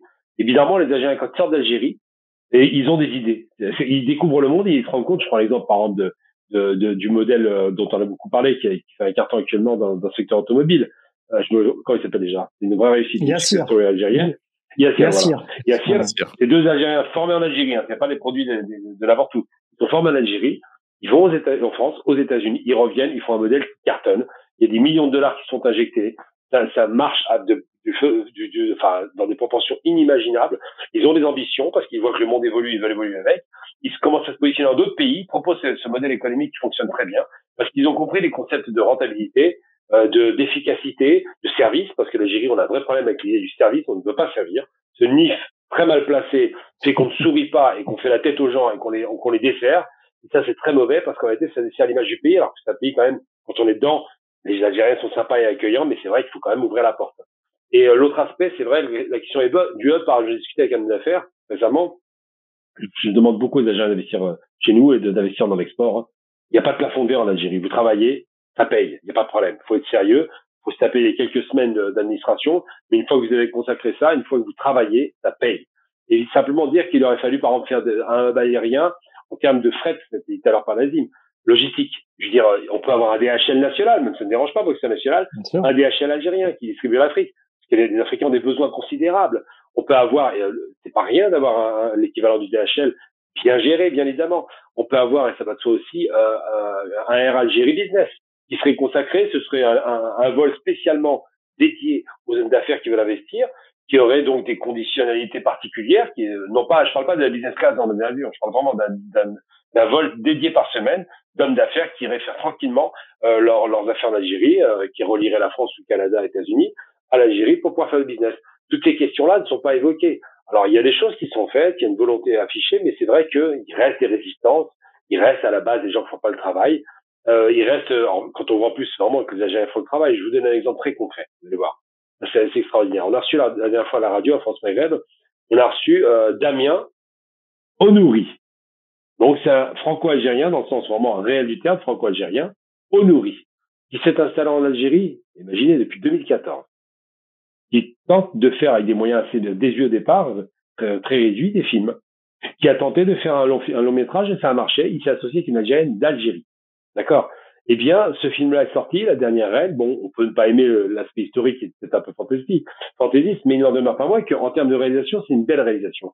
Quand on l'a reçu, on a entendu dire que le président aime le cinéma, mais il y a des résistances en dessous. Il y a encore des gens qui ont des mauvaises habitudes et qui n'ont pas confiance. Or, si on ne se fait pas confiance, si on ne se valorise pas, quand il y a quelqu'un nul, faut le dire. Il est nul, on n'en parle plus. J'ai donné un nom tout à l'heure, je vais pas vous le redonner, vous le connaissez. C'est un personnage qui se prend pour l'intellectuel, qui passe son temps à sabrer l'Algérie en faisant des analyses fantaisistes, en faisant des digressions du matin au soir, j'aurai l'occasion d'en parler. Ça, c'est pas intéressant, c'est un personnage médiocre. Mais quand on parle de gens un peu de qualité, et il y en a beaucoup chez nous, il faut les valoriser. Il faut dire, moi, je connais quelqu'un, il est formidable, il sait faire. C'est pas un vantard, c'est quelqu'un dont les compétences sont plus à démontrer parce qu'il était sur le terrain. Quand moi, je vois un bon maçon, j'aime la belle maçonnerie. Si je vois un bon maçon et qu'il est algérien, je suis fier, comme ADZ. Eh bien, c'est pareil. Quelle que soit l'action qu'on doit conduire, elle doit être faite de façon non seulement à valoriser les nôtres, capable de dire merci, faire des cérémonies, consacrer la réussite et encourager cette réussite pour que d'autres suivent, parce que le modèle est important. Il faut imiter ceux qui ont réussi.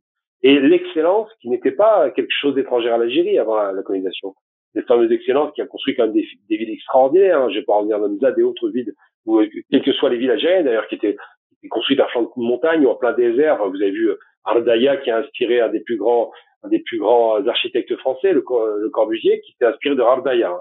Il y en a qui ont tendance à penser que c'était à l'ouest, non, c'est Ardaya. Eh bien, toutes ces constructions extraordinaires, tous ces passifs extraordinaires a été abandonné parce que on a l'impression qu'il y a une chape de plomb intellectuelle qui tombe sur l'Algérie. Et aujourd'hui, il faut que cette jeunesse qui existe, qui est nombreuse, on est quand même plus de 70% des jeunes, ait des idées. C'est-à-dire qu'il faut pas être en panne. Il faut voir, on a l'Internet, maintenant on voit le monde. Il faut libérer les énergies. Et pour les libérer, il faut que les structures de l'État, les grandes structures de l'État, que ce soit le fret, le transport, que ce soit le transport interne, ça a été d'ailleurs évoqué par Nazim, les TGV, que ce soit fait. Je vais d'ailleurs féliciter pour le coup, c'est rare quand je félicite les pays étrangers, mais je féliciterai le Maroc, qui a fait un TGV au départ, qui n'était pas la meilleure idée qu'il ait eu, mais bon, il a fait un TGV, il fallait le faire, et qui a pris pour l'extension des TGV, il a quitté la France pour proposer aux Chinois qui étaient moins chers le même service. C'est dire que, en termes de qualité, les Chinois n'ont rien à envier aux Français et qui proposent le même service. Donc l'extension du TGV marocain se fera par des Chinois. Et bien l'Algérie peuvent travailler directement avec les Chinois. Je vais donner un exemple très concret pour finir un peu mon propos un peu long. Ça a été dit par Nazim tout à l'heure, et c'est bien de le rappeler, l'énergie aujourd'hui, c'est l'énergie limitée. C'est l'énergie à base de soleil, c'est l'énergie à base du vent, éolienne, c'est l'énergie, la géothermie. C'est beaucoup d'énergies comme ça qui sont propres, nettes et qui permettraient de garantir un développement rapide de notre pays. Eh bien, actuellement, par exemple, le gouvernement a lancé un plan, et ça c'est, faut le dire quand ils font des bonnes choses, quand ils font de mauvaises choses, faut le dire aussi. Mais là, pour le coup, c'est un truc formidable qui m'a vraiment fait des frissons. Ils viennent de lancer la construction, l'installation de bornes d'alimentation électrique pour les véhicules en Algérie. Et il y en a, ils ont commencé à en construire quelques-unes, là, je crois une centaine. Il y aura plus d'1 millier de bornes qui seront construites d'ici l'année prochaine. C'est-à-dire que déjà, en termes infrastructurels, ils ont déjà anticipé le mouvement de véhicules électriques, construire en Algérie des batteries électriques en Algérie pour ne plus détruire un produit qu'on exporte, à savoir le pétrole, l'essence. Pour plus détruire cela, ils passent à l'énergie électrique. Et ça, c'est formidable. Ça garantira un petit peu d'abord qu'on respire mieux en Algérie pour commencer, parce que l'Algérie est insupportable en termes de pollution. Et puis surtout, et c'est important, ça nous permet d'augmenter nos exportations. Ça nous permet d'avoir un pays qui est vert, qui est propre, qui est net, qui s'améliore. Et ça nous permet de montrer l'exemple à d'autres. Donc c'est vrai qu'il ne faut pas perdre de vue. Dès qu'il y a un pas positif qui est franchi, il faut le suivre. Et moi, je pense qu'effectivement, aujourd'hui, en encourageant ces différentes pistes, il y en a plein. On parle, quel que soit ce qu'on fait en Algérie, vous faites une salle de sport, on en fait 10, ça marche. Là, ils sont en train de faire des complexes de cinéma, c'est pas trop tôt. Donc la jeunesse puisse s'amuser, ça fait du bien. Tous ces éléments-là concourent à ce que l'Algérie aille mieux, et je pense qu'elle ira de mieux en mieux si les Algériens prennent leur part du gâteau. Et surtout, et ça je tiens absolument à le dire, le pétrole et le gaz ne nous appartiennent pas. Là, c'est des biens de l'État pour les grandes structures. Ce qui nous appartient, c'est le travail et les idées. C'est ça qui nous appartient. Il faut mettre ça en avant. Travail, idées. Moi, je ne crois qu'au travail. La valeur travail est la seule valeur qui, pour moi, valorise un homme, l'élève au-dessus des autres et fait qu'on réussit à avoir des Bill Gates ou des Musk ou je ne sais, à la tête de certaines grandes institutions aujourd'hui qui comptent. Merci beaucoup Gamal. Je pense qu'on va bientôt conclure parce que de toute façon Nazim doit nous quitter. Nazim, peut-être te donner le mot de la fin, enfin un petit mot avant de nous quitter. Après je passerai à Gamal et puis on pourra conclure. Écoute, que dire après cette tirade de mon ami Gamal? Non, il a tout dit. Ouais. Effectivement, Moi, j'ai aimé. Il a dit un mot clé, c'est la confiance. Ouais. Et tu sais, en économie, quand on te l'apprend, même à la fac, en première année, on te dit la clé des relations économiques est basée sur la confiance. Et il faudrait qu'on retrouve confiance dans notre pays. Il faudrait qu'on retrouve de l'optimisme. Il faudrait aussi, effectivement, qu'on puisse relancer la jeunesse. Je pense que notre jeunesse, c'est un véritable moteur. Elle a plein d'idées, elle a plein d'énergie à revendre. C'est juste que soit elle ne sait pas par où commencer, ou soit elle est un peu désarçonnée face à la bureaucratie, parce que ça, c'est une vraie maladie en Algérie, la bureaucratie. Et il faut qu'on la combatte. Et surtout, on la trouve à tous les niveaux. C'est ça qui est complètement ahurissant. Tu vas la trouver lorsque tu as demandé un extrait de naissance, lorsque tu veux ouvrir un compte bancaire, et lorsque tu veux, je sais pas, moi, demander un petit document de rien du tout pour obtenir ton registre de commerce. Et ça, il faut absolument que ça soit combattu. C'est la volonté des pouvoirs publics. Maintenant, il faut que ça soit suivi dans les faits. Parce qu'en fait, le problème n'est pas dans les hautes sphères de l'État. Il est beaucoup plus bas, le souci.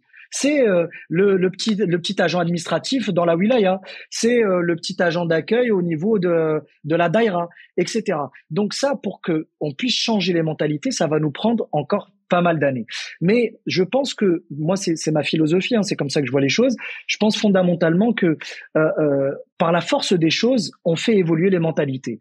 Quand tu as une personne, 10 personnes, et puis tu as l'effet de masse, et puis un changement collectif, tu as comme un raz-de-marée qui vient, et puis soit tu prends la vague qui est en train de se présenter à toi, donc le fameux train qui s'arrête à la gare, soit tu restes sur le quai. Et moi, je pense fondamentalement que notre pays a vécu le pire et que le meilleur est à venir. Mais vraiment, je le dis pas pour être dans une forme de posture, parce que effectivement, je vois les énergies qu'il y a dans le pays. Je me promène dans les rues d'Alger, j'ai sillonné l'Algérie d'est en ouest, je suis allé dans le sud, et je vois c'est un pays qui, malgré la souffrance, malgré le terrorisme, le colonialisme, le despotisme qu'on a connu avec le précédent pouvoir, les Algériens sont debout.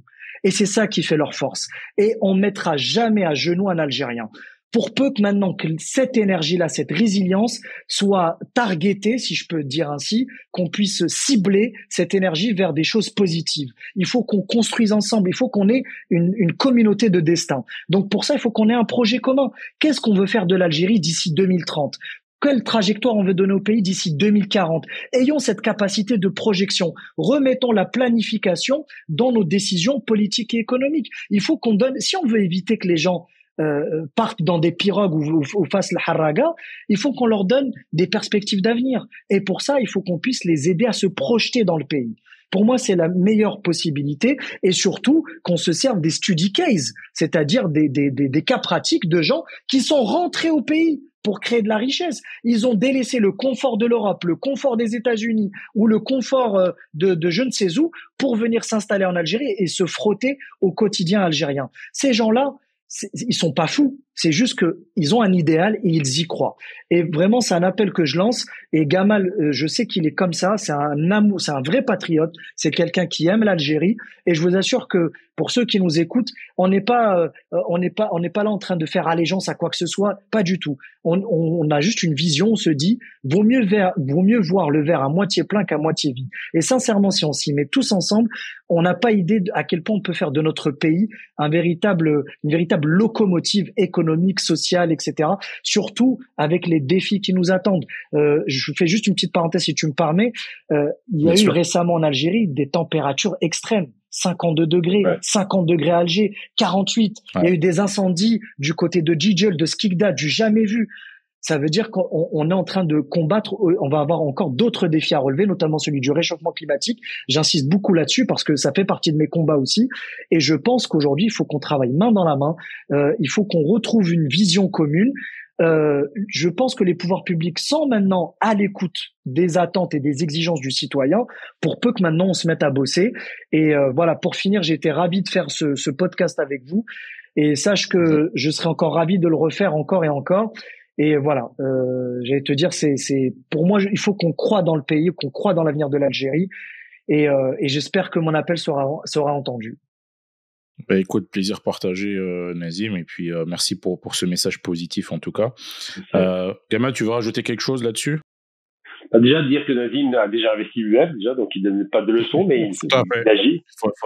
C'est vrai. C'est important de le rappeler parce que ça veut dire qu'il fait partie des Algériens qui aiment leur pays. Je suis de tout cœur avec lui là-dessus. Je pars moi-même bientôt pour développer ma démarche d'export. Il y a des produits qui sont faits en Algérie par une usine turque en Algérie. Je vais exporter les produits turcs dans le textile. Je vais pas hésiter. Je vais montrer l'exemple. Je vais tout faire pour faire parler de cette démarche. Et je rejoins sur plusieurs points, évidemment, particulièrement l'idée qu'il faille se faire confiance. Le commerce, l'économie c'est le commerce, est basé sur la confiance. Là où il y a plus de confiance, il y a tromperie et il y a problème, ça bloque. Nous, on est issus d'une civilisation arabo-musulmane où effectivement le commerce était l'essentiel, les caravaniers, et ils montraient l'exemple en Asie de la qualité du commerce et de la qualité de l'honnêteté des musulmans lorsqu'ils commerçaient. C'est une chose qu'on ne doit pas perdre de vue, c'est important. Et puis surtout de rappeler effectivement que moi j'ai un copain qui m'a dit une fois, j'aurais aimé que l'Algérie soit Dubaï bis. Bon, Dubaï dans les excès, on voit le côté séduction, territoire qui a réussi à gagner presque 20 millions de touristes en même pas 15 ans. Eh bien, j'aimerais que l'Algérie soit peut-être pas forcément Dubaï bis, même si en termes d'esthétique on peut avoir des modèles qui ressemblent à ça, mais surtout soit un pays qui montre une image de presque d'un côté un peu la Turquie aussi par rapport à sa réussite économique et par rapport au fait qu'il y a un tourisme maîtrisé, un tourisme qui reste correct. L'idée de se dire que l'Algérie doit être belle. Alger, par exemple, la capitale doit redevenir blanche, que les différentes régions du pays qui sont méconnues même par les Algériens souvent doivent être connues, reconnues. Les influenceurs ne suffiront pas à les faire connaître. Donc, il y a un maillage économique, un maillage autoroutier, c'est déjà en place, mais surtout le train, le transport en commun, ces choses-là qui font que les Algériens se connaîtront entre eux. Et puis faire en sorte que la diaspora, 20% de la population, je rappelle, on est en dehors à 20% de la population, puisse réinvestir dans leur propre pays et en être fiers. L'Algérie, c'est le dernier espoir, et je le dis de façon très solennelle, très sérieuse, du monde arabe. Tous les pays arabes progressistes ont été détruits, il ne reste plus que l'Algérie. Donc on peut montrer un exemple de réussite. On est en mesure de le faire, on a les moyens humains et matériels, on a les moyens évidemment géographiques, une grande nation, on a 50 millions d'habitants en tout, si on prend la diaspora avec, 52 millions. Donc c'est pas rien, tout est possible, tout est ouvert, mais il faut y croire. Il faut arrêter d'avoir ce discours d'autoflagellation que j'ai trop entendu pendant des années, tout le temps d'ailleurs. Ils sont en train de se critiquer. Ils ont fait un truc, c'est pas assez bien. Ils ont fait autre chose, c'est pas assez bien. Non. Si c'est pas assez bien, c'est que nous-mêmes, on n'a pas fait assez, tout simplement. Faut pas tout attendre de l'État. Je veux dire, on a une dignité, on a le NIF, soi-disant. Le NIF, ça consiste à se battre pour que ça aille mieux. C'est dur, c'est long, c'est difficile, mais rien n'est facile. Et puis, il y a la différence entre la France et l'Algérie, puisque je vais faire une comparaison de deux pays. France avec un PIB 15 fois supérieur. Donc, la marge de progression algérienne est considérable si on fait le travail. La différence, c'est qu'en France, vous avez un plafond de verre permanent, partout. Vous voulez avoir accès au crédit, vous n'avez pas accès au crédit ou avec des sommes ridicules. Il y avait des cautions solidaires des parents sur 20 ans. Vous voulez avoir accès au logement, c'est compliqué, pas dans certains quartiers, mais dans d'autres. Vous voulez louer un appartement, c'est compliqué.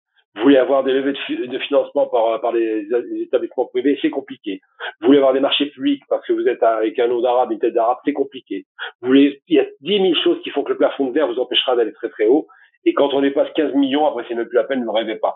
Donc ça, c'est des réalités qui existent en France, qui sont difficiles. On se bat contre tout avec des charges très lourdes, avec une imposition très lourde, avec la moitié qui va dans les projets de l'État, parce que c'est comme ça. En Algérie, ces problématiques n'existent pas. On a des avantages concurrentiels considérables, les salariés sont beaucoup moins chers, les impôts sont marginaux, les charges sont très faibles, et surtout, il n'y a pas de plafond de verre. On voit Rebra, par exemple, en 20 ans, ce qu'il est devenu. Première fortune d'Afrique du Nord, une des plus grandes fortunes d'Afrique, en travaillant. Il n'a pas volé du pétrole et du gaz, il a bossé. Lui et d'autres, je pense que c'est l'exemple le plus automatique. Et c'est important de le rappeler, c'est possible, il faut y croire, il faut se battre. Il faut se dire qu'en Algérie, je répète encore une fois, je vais être très très lourd insistant, il n'y a pas de plafond de verre. Que l'Algérien investisse là-bas, il trouvera son compte. En France, il restera un employé ou avec des revenus marginaux, il n'ira pas, il ne se développera pas. Alors que les idées qu'il a acquises ici, il peut les exporter là-bas et là, il va littéralement exploser. J'ai beaucoup d'amis qui ont investi en Algérie, le résultat est sans commune mesure. Donc vraiment, de ce point de vue-là, je pense que vraiment, moi je suis très optimiste, je suis comme Nazim là-dessus.